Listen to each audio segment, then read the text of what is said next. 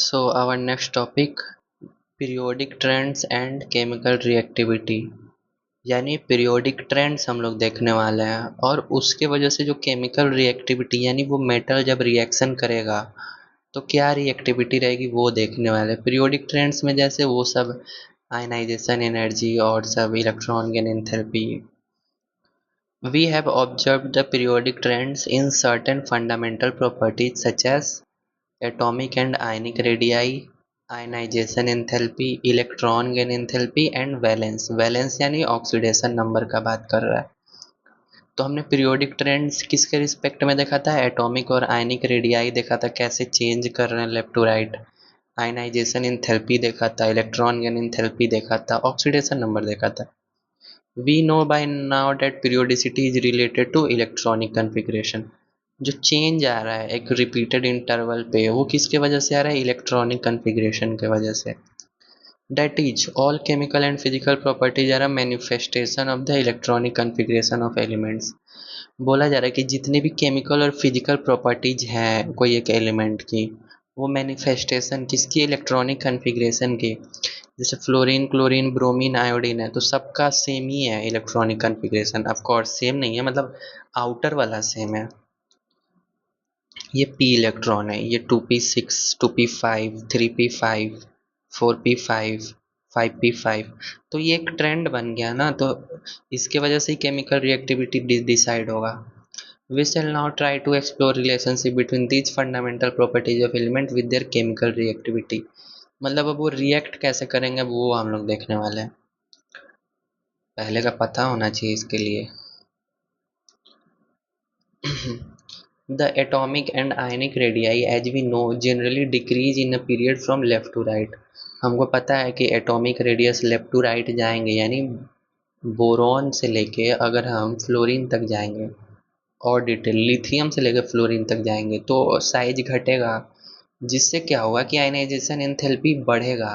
मतलब अगर छोटा होते जा रहा है एटम तो उसमें से इलेक्ट्रॉन निकालना मुश्किल है, वही तो आयनाइजेशन एंथैल्पी होता है। तो मुश्किल होता जाएगा, कुछ एक्सेप्शन भी है।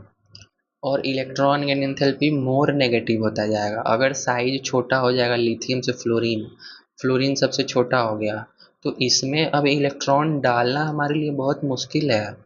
डालेंगे तो बहुत ज़्यादा एनर्जी रिलीज होगी, वही लिखा है मोर नेगेटिव अक्रॉस। कहाँ गया? Electron gain enthalpy become more negative, यानी बहुत ज़्यादा हीट रिलीज होगा। नेगेटिव का मतलब हीट रिलीज होना। In other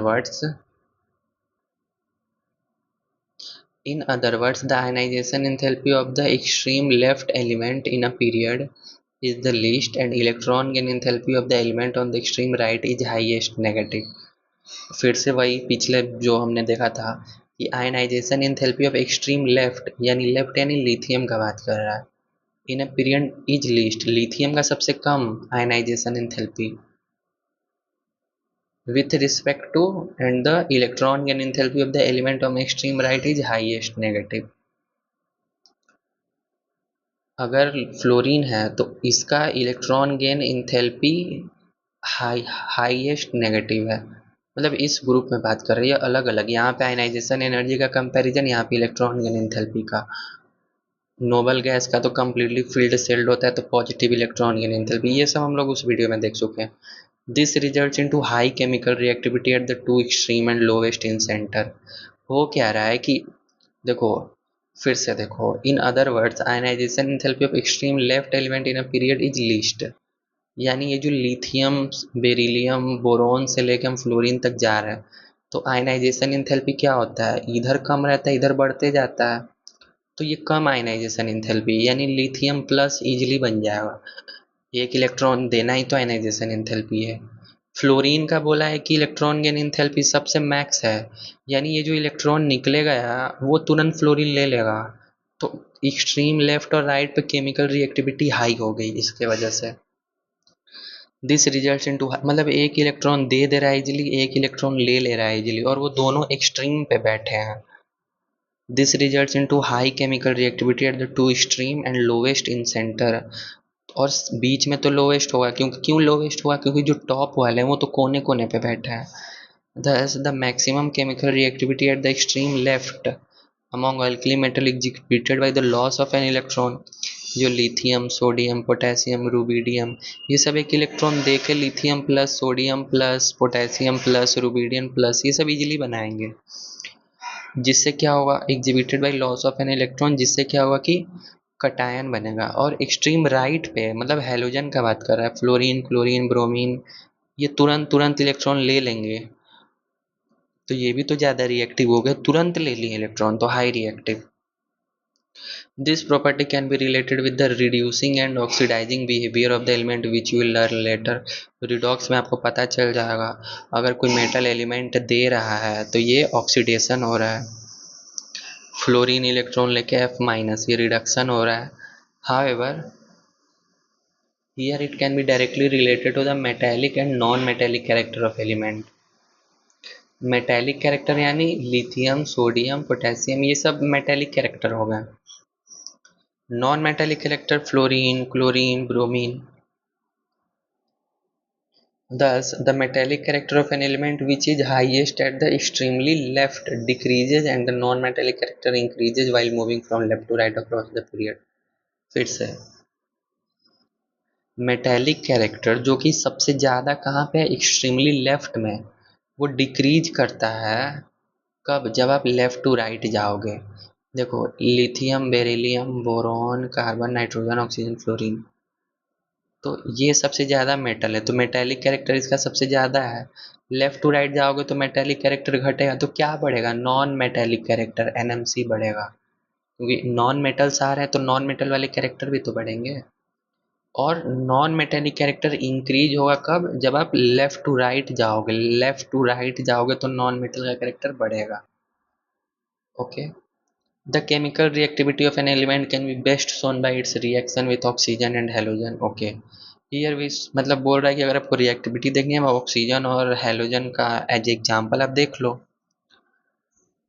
तो हम यहाँ पे ऑक्सीजन का देखेंगे only. Elements on two extreme of a period easily combine with oxygen to form oxides. Normal oxide form by the element can extreme left is the most basic. Sodium है, oxygen से react करेगा तो Na2O बनाएगा, तो इस Na2O को basic बोला जा रहा है और सबसे ज़्यादा बेस है। जबकि जो एक्सट्रीम राइट पे फॉर्म होगा वो एसिडिक होगा। मतलब ऑक्सीजन है, ऑक्सीजन के इधर आपको सोडियम मिलेगा, बगल में आपको फ्लोरीन, क्लोरीन मिल जाएगा। तो जब ऑक्सीजन जब क्लोरीन के साथ रिएक्ट करेगा ना तो ये एसिडिक बनाएगा, Cl2O7।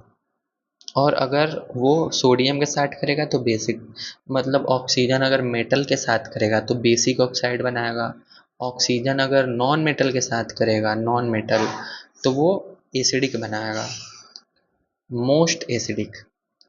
Oxide of element in the centre are amphoteric. अब जो सबसे लेफ्ट में है उनके साथ तो बेसिक बना रहा है, यानी सोडियम, पोटेशियम, रुबिडियम। जो सबसे एक्सट्रीम इधर पे है इनके साथ एसिडिक बना रहा है, तो बीच वालों के साथ एम्फोटेरिक हो जाएगा, Al2O3, H2O3। न्यूट्रल भी हो सकता है, CONO, N2। ये पूछेगा आपसे कि बेसिक ऑक्साइड कौन सा, ये एसिडिक ऑक्साइड कौन सा है, Cl2O7। एम्फोटेरिक ऑक्साइड ये दो याद रखो, Al2O3, AH2O3। न्यूट्रल कितना बार पूछ चुका है, CONO, N2O। CONO, N2O ये न्यूट्रल है। एम्फोटेरिक ऑक्साइड कौन से ऑक्साइड होते हैं जो कि एसिड की तरह भी काम करेंगे और बेस की तरह। Behaves as a acid with base and as a base with acid, यानी अगर Al2O3 के सामने आप एसिड डाल दो तो ये बेस की तरह काम करेगा ये, फिर आपके सामने अगर आप इसके सामने बेस डाल दो तो ये एसिड की तरह काम करेगा, तो एम्फोटेरिक हो गया। जबकि न्यूट्रल ऑक्साइड का कोई प्रॉपर्टी नहीं है, ये न्यूट्रल ही रहेगा, इनके सामने बीन भी बजाओगे तो ये नहीं निकलेंगे, मतलब भैंस के सामने बीन, मतलब ये न्यूट्रल ऑक्साइड है, इनका कोई रिएक्शन नहीं है। ये देखो ये शो करना है कि Na2O एक बेसिक ऑक्साइड है और Cl2O7 एसिडिक ऑक्साइड है। तो Na2O वाटर के साथ एक स्ट्रॉन्ग बेस बनाएगा, जबकि Cl2O7 एसिड बनाएगा। Na2O वाटर के साथ डाल दिए, NaOH क्या है, बेस है, Cl2O7 HClO4 बना गया, ये एसिड हो गया। बोला है कि लिटमस पेपर से आप चेक कर लो, can be qualitatively tested with litmus paper.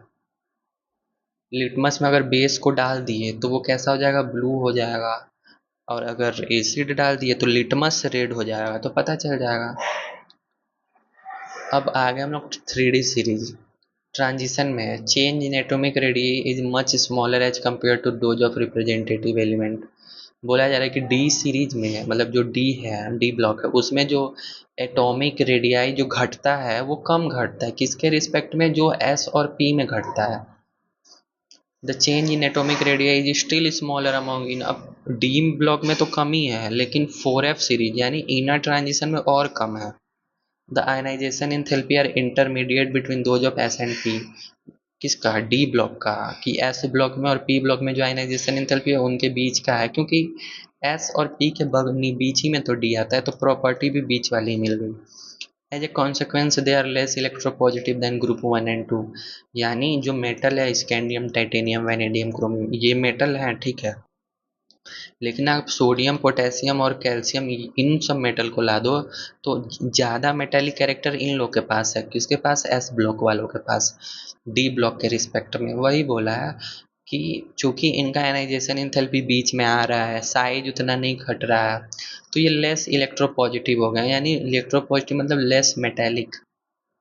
Less metallic हो जाएंगे ग्रुप 1 और 2 के रिस्पेक्ट में। In a group, the increase in atomic and ionic radii with increase in atomic number generally result in a gradual decrease in ionization enthalpy and a regular decrease। क्या क्या लिख दिया,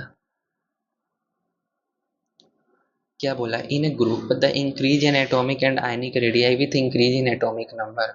बोला जा रहा है ग्रुप में, यानी डाउन द ग्रुप, किसका, डी ब्लॉक का, एटॉमिक नंबर तो बढ़ रहा है, तो उससे क्या हो रहा है कि आयनाइजेशन एंथैल्पी घट रहा है। अगर याद है ना, एटॉमिक रेडियाई बढ़ेगा तो इधर से इलेक्ट्रॉन निकालना इजी हो जाएगा, यानी आयनाइजेशन एनर्जी कम लगेगी, तो वही रहा है, घट रहा है, जबकि कुछ एक्सेप्शन है थर्ड पीरियड एलिमेंट में। इसीलिए मेटेलिक कैरेक्टर इंक्रीज हो रहा है डाउन द ग्रुप, क्यों, क्योंकि इलेक्ट्रॉन निकालना इजी हो जा रहा है। अब मेटेलिक कैरेक्टर बढ़ेगा तो नॉन मेटेलिक तो उसके उल्टा है नेम ही, तो नॉन मेटेलिक घटेगा, decrease. This trend can be related with their reducing and oxidising property which will learn later. D block में हम लोग अच्छे से देखेंगे, इसीलिए उतना नहीं डिटेल किया है। In the case of transition element however a reverse trend is observed. Transition में उल्टा होता है, this can be explain in terms of atomic size and ionisation enthalpy. D block में मिलेगा बढ़िया से, छूट तो नहीं गया कुछ, हो गया चैप्टर एंड, यहाँ पे चैप्टर खत्म।